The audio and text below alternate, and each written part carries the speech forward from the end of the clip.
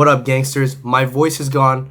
My room is a mess, but that happens. This video is greater than all of that combined. I have it written down all here because it's hard for me to, keep it all in my brain and convey all the points that I want to. Today's topic of discussion is the key to understanding four-dimensional beings is human emotion. Let's start off with this.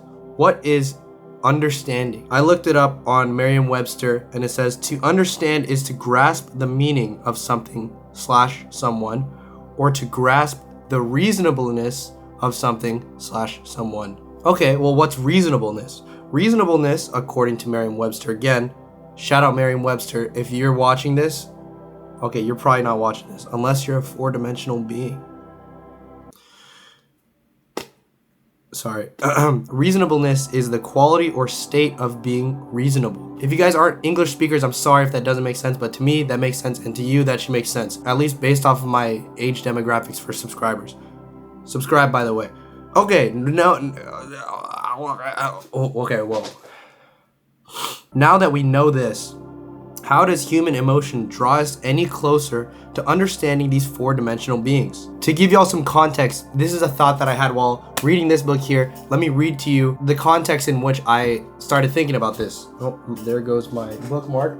On page 169, it says, "Those who plunge themselves into disorders and crimes crucify the Son of God anew in their hearts." I'm not here to lecture y'all about Christ, but the words anew really stood out to me. It really...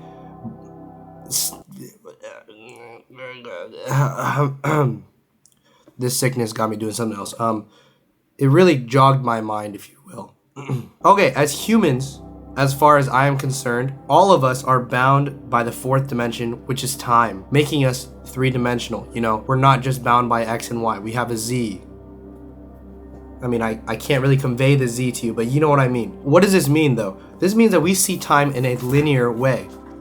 And I'm sorry, I do need to cut my nails, but everything we know and observe happens on a linear timeline. We're born, and we go through each of these stages of life without a choice, and then we die without a choice. We know that. Obviously, that is not something new. However, what a four-dimensional being, how they would see it, is kind of how we're seeing it. This is 2D, so us 3D beings can make sense of this whole thing and look at this whole thing holistically.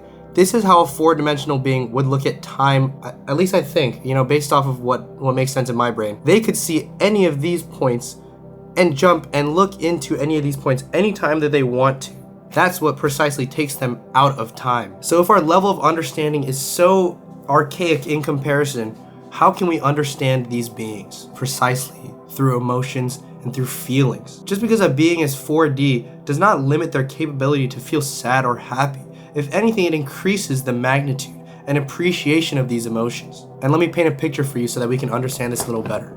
Yeah, I literally painted a picture, or I guess drew it. This is a picture that pretty much anyone can draw. This is a very little kid, rudimentary drawing. But here we have a house, a tree, a woman, and what's happening here? Why is there a crater, and why is that guy's body and half of his face missing? To us three-dimensional beings, this is a problem. If you were a two-dimensional being and you were to be inside of this paper and with no Z axis, nothing would seem wrong to you. I mean, it would seem wrong because you're like, hey, I'm going straight, but okay, now I'm going down, I guess. To you, that's something that, okay, it's done, it's over with. I had my low, but who cares? Let's take that to the next dimension. Let's say I'm a three-dimensional being, as I am, making you a two-dimensional being, a cup, something that has volume. If I were to give you this cup as a two-dimensional being, you wouldn't see too much of a problem with it, aside from the fact that maybe there's a hole here, but that doesn't matter because you don't understand why a cup needs to have a closed bottom, why volume matters so much.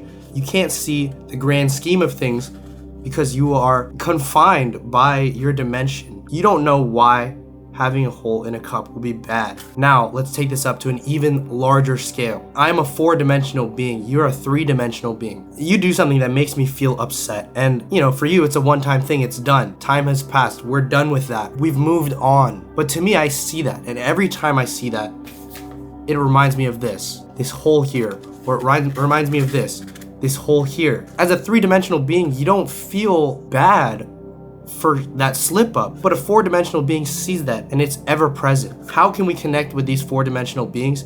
It's being cognizant of our mistakes and is understanding precisely that even if it is just a fleeting moment of time, it matters so much in the grand scheme of things. The only way that we can understand and have a deeper connection with a four-dimensional being is for us to repent and to try again and try to be better. This picture is, weird, but what if I did this? Look, moving forward, I'm not adding any more dips. I'm at least trying to make something better. And you know what? I added a dog.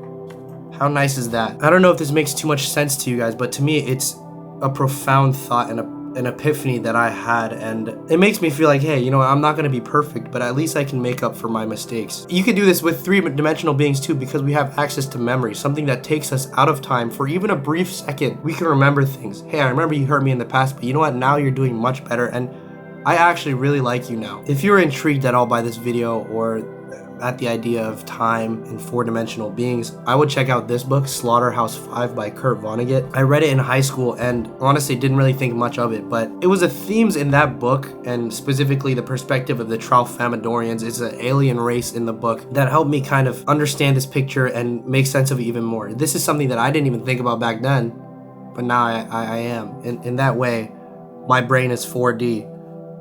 But that's all I have for today. I could be completely wrong. This is just my thoughts and I'm just putting them out online because that's what I do. That's my life. Yeah, if you think it's wrong, please tell me in the comments why you think it's wrong. I would love to have a conversation with you in the comments. Shout out Kurt Vonnegut, and most of all, shout out Jesus Christ. I will see you guys maybe next week. Maybe my voice will be better. Maybe not. I kind of like it. Well, I'm yapping too much. Oh, and